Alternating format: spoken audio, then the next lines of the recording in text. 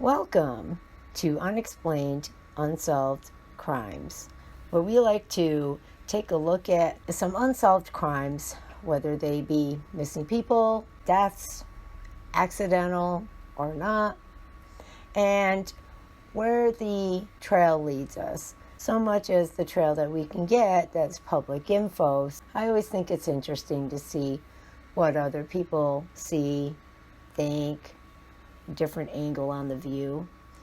So, welcome and let's get started. Today I'd like to talk about the tube sock killings from 1985. There are 3 different murders of couples that are related. However, some say only 2 of the 3 are related. So, we'll go through them and I'm going to let you decide. The first couple are Edward Smith and Kimberly Diane Levine. They met while they were attending the University of Southeastern Massachusetts at Dartmouth. They fell head over heels in love, and then when they graduated in June of 1984, they moved to Kent, Washington, where they worked as accountants, and soon after got engaged and started making plans for their wedding in the summer of 1985. Now, on Saturday, March 9th of 1985, the couple decided they wanted to go away for a weekend, a nice weekend getaway. The plan was for them to travel to Grant County, Washington, and explore the surroundings and the well-known tourist landmarks in the area. And it's only 3 hours away from where they lived. On Monday, March 11th, Edward and Kimberly's employers called the Kings County Sheriff's Department when they didn't arrive to work that morning or pick up their phone after several attempts of contact. Now, it's unknown what transpired during the trip and subsequent hours in the middle of the night, but on the following afternoon, the deceased body of Edward Smith was found in a gravel pit near the Wanapum Dam. Edward's wallet and any form of identification were absent. His hands had been bound behind his back and he had been killed by having his throat slashed. However, Kimberly was nowhere to be found. A missing person investigation ensued, but nothing pivotal sprouted up until 2 weeks later, when Edward and Kimberly's vehicle was found abandoned 10 miles away from where his body was located, so 10 miles away from the Wanapum Dam. The car and the body of Edward matched descriptions given by employers and family members. The authorities were on high alert to locate Kim, and with not a lot of optimism, but they did manage to obtain a single fingerprint on the vehicle that didn't belong to the couple. 5 months later, in August of 1985, Kimberly's skeletal remains were discovered 2 miles away from where her fiancé, Edward, was found.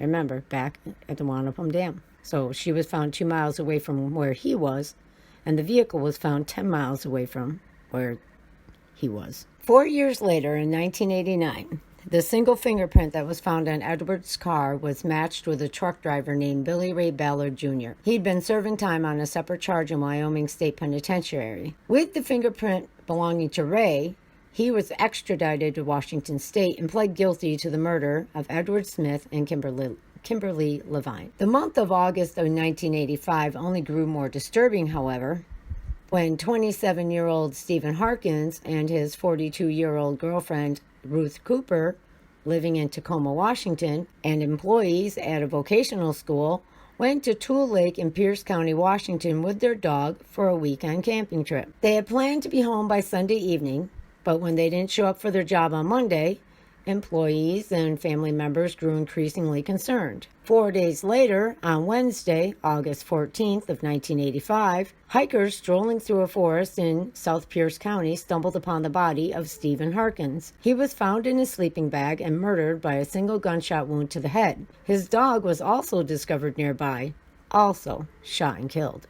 Now, similar to the Kimberly Levine, Ruth Cooper was unable to be located. 2 months later, in October of 1985, a purse, dismembered skull, and skeletal remains belonging to Ruth were found, which was corroborated by dental records. There had been a tube sock wrapped around her neck indicating strangulation, but the cause of death was determined to be committed by a gunshot wound to her abdomen. Over a month after the discovery of Ruth Cooper, on December 12th of 1985, Mike Reimer, age 36, and his girlfriend, Diana Robertson, age 21, and their daughter, Crystal Louise Robertson, age 2, traveled from their Tacoma home to Pierce County, planning to find a Christmas tree near the Nisqually River. Ray Meir, who is an animal trapper, also planned to check on his traps they had set in the area.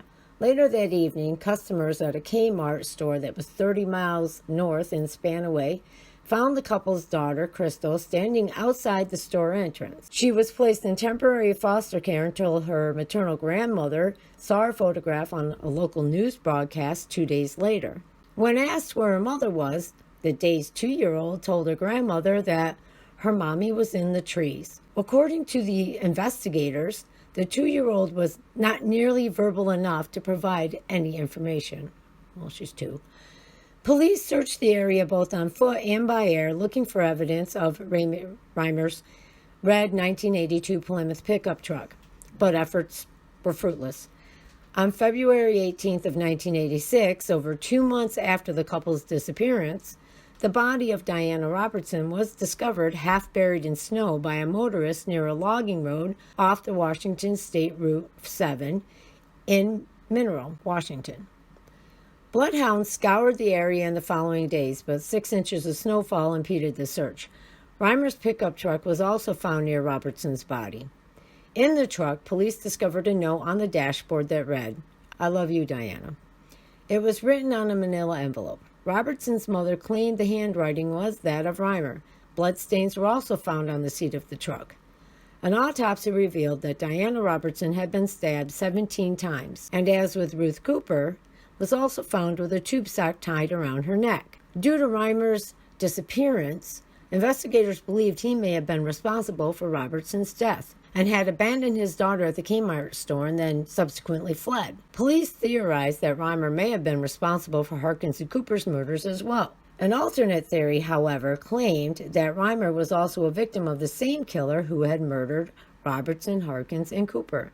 Then, in February 1986, after the discovery of Robertson's body, the Seattle Post-Intelligencer published an article revealing that Reimer had been charged with domestic assault against Robertson on October 19th of 1985. However, the couple had reconciled by December, the month in which they disappeared. Reimer, who worked as a roofer at Seattle's Queen City Sheet Metal and Roofing Incorporated, was described by his employer as a typical roofer who worked hard and played hard. Now, in 2011, on March 26, 2011, hikers discovered a partial human skull later determined to be that of Mike Reimer. It was found in an area within a mile radius of where Robertson's body had been discovered in 1986. After recovery of the skull, Lewis County investigators stated that they believed Reimer could have been a possible victim of homicide as well, though his cause of death could not be determined. Based on the condition of the skull, however, authorities were able to rule out a gunshot wound to the head. As of today, the case still remains unsolved. So, I guess the only connection really between all three, besides the tube socks and the second two, and the last two, but they were committed in Lewis and Pierce County, Washington. Lewis and Pierce County are counties that are attached to one another. There were 4 to 6 victims, depends on if you're going by 3 couples or 2, and the murders happened between August 12th of 1985 and December 12th of 1985. Was the trucker that was arrested for the first one that left the fingerprint, was he guilty of all of them? I don't know. We'll have to look at that angle, see where that goes, see what the trucker had to say. Check that one out. Okay, well, thank you again for listening, and take care.